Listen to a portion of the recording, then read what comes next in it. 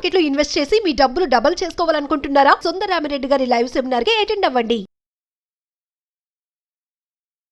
Hello viewers, welcome back to Suman TV. ప్రస్తుతం మనతో పాటు ఉన్నారు ఫ్యామిలీ కౌన్సిలర్ రజనీ రామ గారు. మేడంతో మాట్లాడదాం. నమస్తే మ్యామ్. నమస్తే నవీన. మ్యామ్, నవే డేస్ అంతా కూడా ఉరుకుల పరుగుల జీవితం అయిపోయింది. తల్లిదండ్రులు వాళ్ళ పిల్లల కోసం ఎట్లయినా సరే అంటే వాళ్ళు కష్టపడి మంచి మంచి చదువులు చదివిపిస్తున్నారు, వాళ్ళు మంచి ఉద్యోగ పొజిషన్లో పెడుతున్నారు, బాగుంటుంది అక్కడ వరకు. మరి వాట్ అబౌట్ పేరెంట్స్? వీళ్ళ గురించి అసలు వీళ్ళు ఆలోచిస్తున్నారా?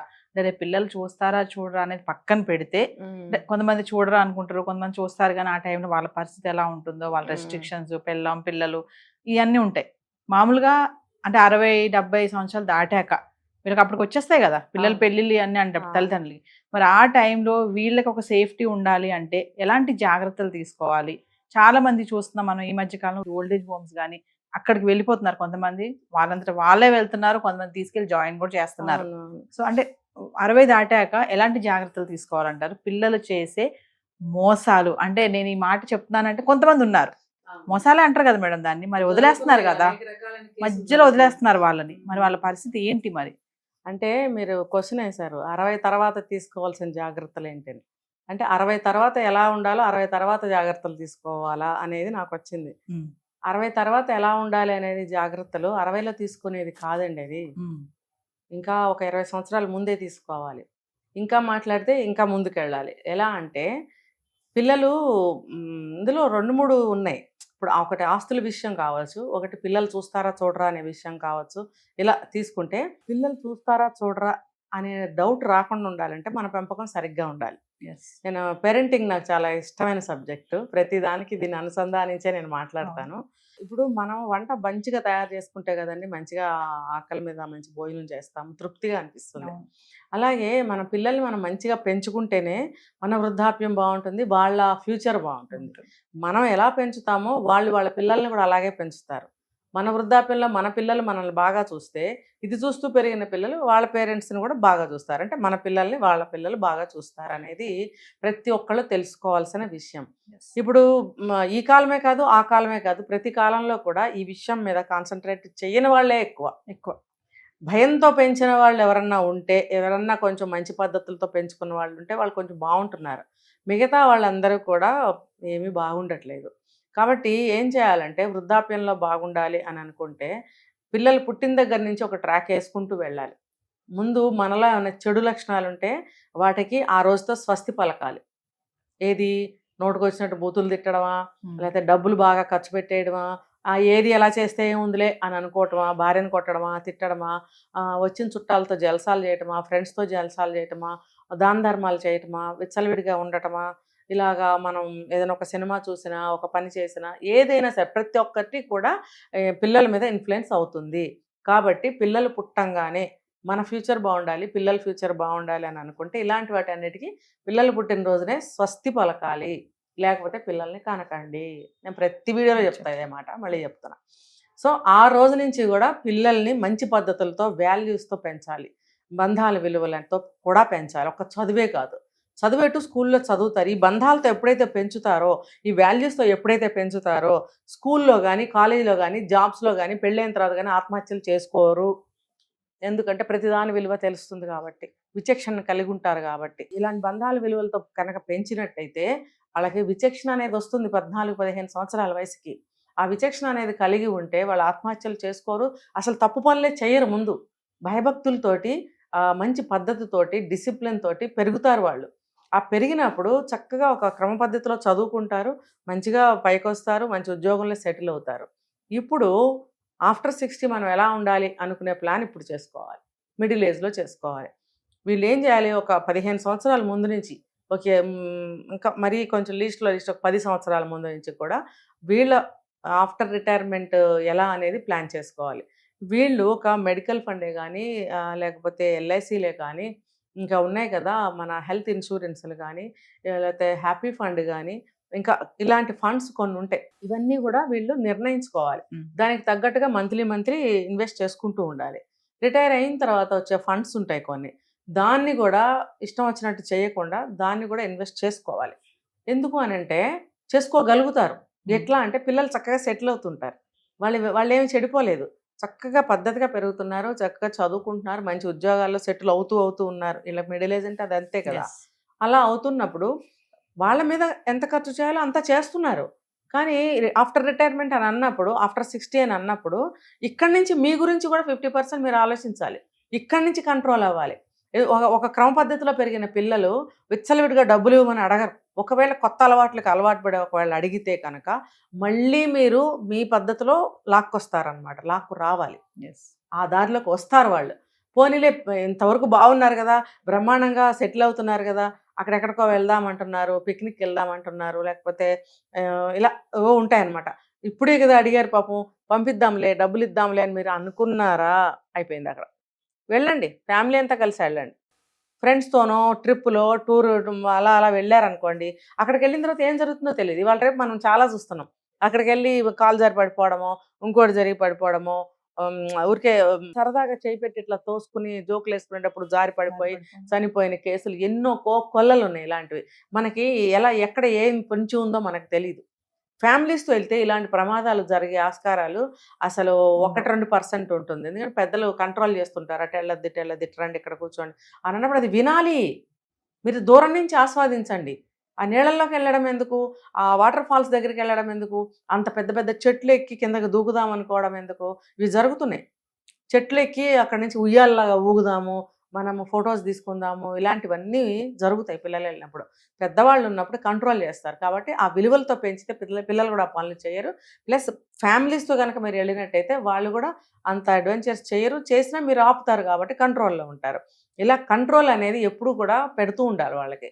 అందరూ కలిసి ఎంజాయ్ చేయండి చక్కగా. అదే చెట్టు కింద మీరు ఒక బెడ్షీట్ వేసుకుని కూర్చొని పిక్నిక్ జరుపుకొని రండి. అంతేగాని ఆ చెట్టుకు ఉయ్యాలేద్దామా, ఆ వాటర్ మీద నుంచి ఉయ్యాల ఊగుదామా, ఇలాంటి ఆలోచనలు చేయకుండా ఉండటానికి పెద్దవాళ్ళు ఉంటే జరగకుండా ఉంటాయి. సో ఏదైనా సరే ఫ్యామిలీతో స్పెండ్ చేయగలగాలి. Yes. సో ఇట్లా 60 ఇయర్స్ తర్వాత ఎలా ఉండాలి అనేది మళ్ళీ వద్దాం. ఈ ఫండ్స్ అనేవి హ్యాపీ ఫండ్ కానీ, మెడికల్ ఫండ్ కానీ, ఏదో గవర్నమెంట్ Yes. ఎంప్లాయీస్ అయితే ఏవో గవర్నమెంట్ ఫెసిలిటీస్ ఉంటాయి వాళ్ళకి, ప్రైవేట్ వాళ్ళకి ఇలాంటివన్నీ ఉండవు. కాబట్టి హ్యాపీ ఫండ్ అనేది ఖచ్చితంగా ఉంచుకోవాలి, మెడికల్ ఫండ్ ఉంచుకోవాలి, ఇంకా లైఫ్ ఇన్సూరెన్స్లు ఇలాంటి ఇన్సూరెన్స్లు అన్నీ చేసుకోవాలి. ఇంకా ఆస్తిపాస్తులు ఏమన్నా ఉంటే అవి రాతకోతలు పిల్లల పేరు మీద ఎవరు చేయరు దాదాపుగా. అతి ప్రేమతోటి బాగా బాగుపడుతున్నారు కదా మా పిల్లలు, ఇంకెందుకు మమ్మల్ని బాగా చూసుకుంటారు అని ఒక అతి నమ్మకంతో కూడా మీరు వీలునామాలన్నీ రాయకూడదు. ఎందుకంటే కొన్నాళ్ళు గడవనివ్వండి, వాళ్ళు పెళ్ళిళ్ళు అవ్వాలి, పిల్లలు పుట్టాలి, 10-15 ఏళ్ళు గడవాలి. వాళ్ళు ఏంటో కూడా మీరు టెస్ట్ చేసుకోవాలి కదా. వచ్చే అమ్మాయిలను కూడా మంచి అమ్మాయిలను సెలెక్ట్ చేసుకున్నట్టయితే మీ కుటుంబానికి తగ్గ అమ్మాయిల్ని, కట్న కానుకలు, హైఫై సంబంధాలు, లేకపోతే బ్రహ్మాండమైన రంభా ఊర్వశి లాంటి అందగత్తెలు కావాలి, ఇలాంటి కోరికలు కోరుకున్నారనుకోండి, మీ ఫ్యామిలీకి మ్యాచ్ కాకపోవచ్చు. అంటే మేడం ఇప్పుడు మీరు అన్నారు కదా ఆస్తిపాస్తులు అతి ప్రేమ వాళ్ళు రాస్తారని, అలా రాయడం వల్ల అంటారా ఈ రోజు వృద్ధాశ్రమాల్లో వీళ్ళంతా ఎక్కువ మంది అయిపోయారంటే ఏం చెప్తారు? అందుకే ఇక్కడ నేను క్లాస్ పెట్టాను. వాళ్ళకి పెళ్ళిళ్ళు అవ్వాలి, 10-15 ఏళ్ళు గడవాలి. ఎందుకు వచ్చిన అమ్మాయి మనస్తత్వం ఏంటో మనకు తెలియదు. ఇప్పటి వరకు మీ అబ్బాయి చాలా మంచోడు, ఆ తర్వాత మారిపోతేను, లేకపోతే వాళ్ళ అవసరాలు మారిపోతేను, వాళ్ళ మనస్తత్వాల ఆలోచనలు ప్లాన్లు మారిపోతేను, ఇలాంటివి కలగకుండా ఉండాలంటే మీరు అప్పుడే ఏమీ రాయకండి.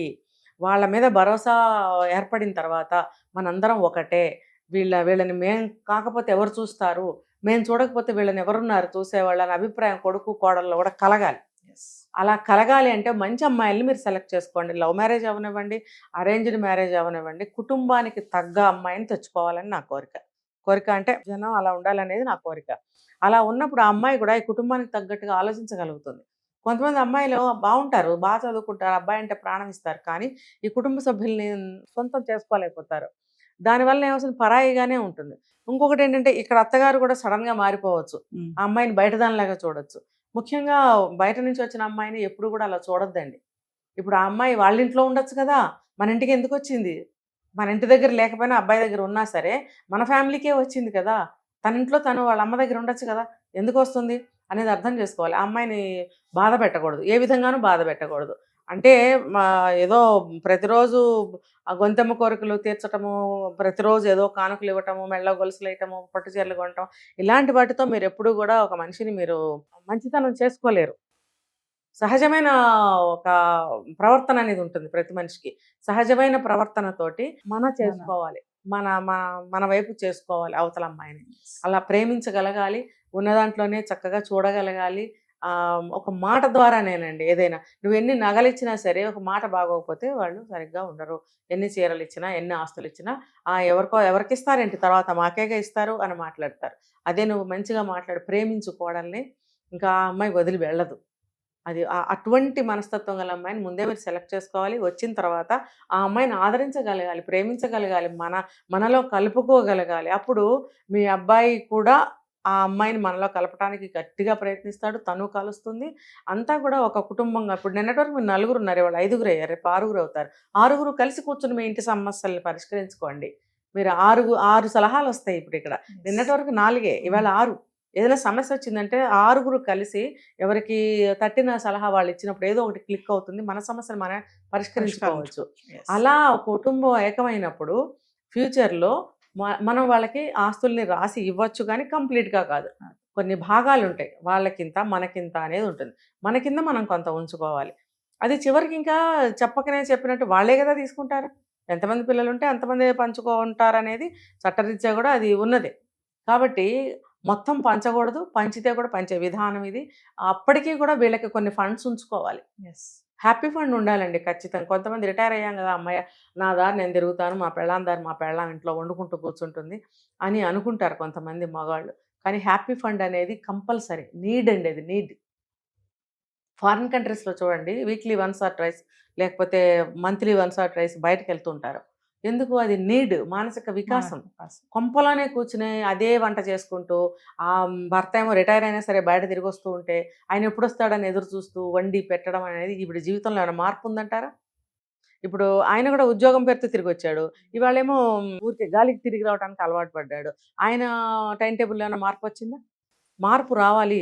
మనసులో, ఆలోచనల్లో మార్పు రావాలి. మనసు కొంచెం సేద తీరాలి, మానసిక వికాసం కలగాలి అంటే అప్పుడప్పుడు ఎక్కడికన్నా కొన్ని పక్క ఊరికే వెళ్ళండి. 4 గుళ్ళు చూసిరండి, లేకపోతే ఏదైనా ఏమైనా ఉంటే చూసిరండి, మంచిగా తిరిగి రండి. ఎక్కడికో దూరం వెళ్ళిపోవాలండి, దానికోసం ఒక ఫండ్ కావాలి. అది నీడ్ అంటా నేను. ఆ హ్యాపీ ఫండ్ అనేది కంపల్సరీగా పెట్టుకోవాలి. హ్యాపీ ఫండ్ ఉంటే రోగాలు తగ్గుతాయి కదా. అలా అని చెప్పి మెడికల్ ఫండ్ లేకుండా కూడా చేసుకోవద్దు. ఎమర్జెన్సీ వస్తే లక్షల్లో అవుతున్నాయి ఈ రోజుల్లో. మరి దానికి డబ్బు కావాలి కదా, దానికి సంబంధించిన హెల్త్ ఇన్సూరెన్స్లు కూడా ఉన్నాయి ఈ రోజున. అవి కూడా పాలసీలు చేసుకోవాలి. ఎప్పుడు? At the age of 45 start చేసుకోవాలి. 60 వచ్చాక, 55 వచ్చాక, 58 వచ్చాక చేద్దాంలే కాదు. నువ్వు 78 వచ్చినా చేయలేవు. ఇప్పుడే స్ట్రిక్ట్గా ఎలా అయితే మీ పిల్లల్ని స్ట్రిక్ట్గా పెంచి ఒక దారిలో పెట్టావో, ఇది కూడా పార్ట్ ఆఫ్ ద లైఫ్ అన్నమాట. దీన్ని కూడా మీరు దాంట్లో జత కలిపి మీ లైఫ్ని కూడా ఒక సెటిల్మెంట్ అనేది ఇప్పుడు 60-70 వచ్చాక బ్రెయిన్ కూడా సరిగ్గా పని చేయకపోవచ్చు అని అనుకోవచ్చు. కానీ 45 ఏజ్లో మీరు చాలా షార్ప్గా ఉంటారు. ఈ షార్ప్గా ఉన్న టైంలోనే మీ పెద్ద వయసు గురించి ఆలోచించండి. ఆలోచించి పిల్లలు కూడా ఆటోమేటిక్గా బాగుంటారు, మీరు అంతకన్నా బాగుంటారు. Thank you.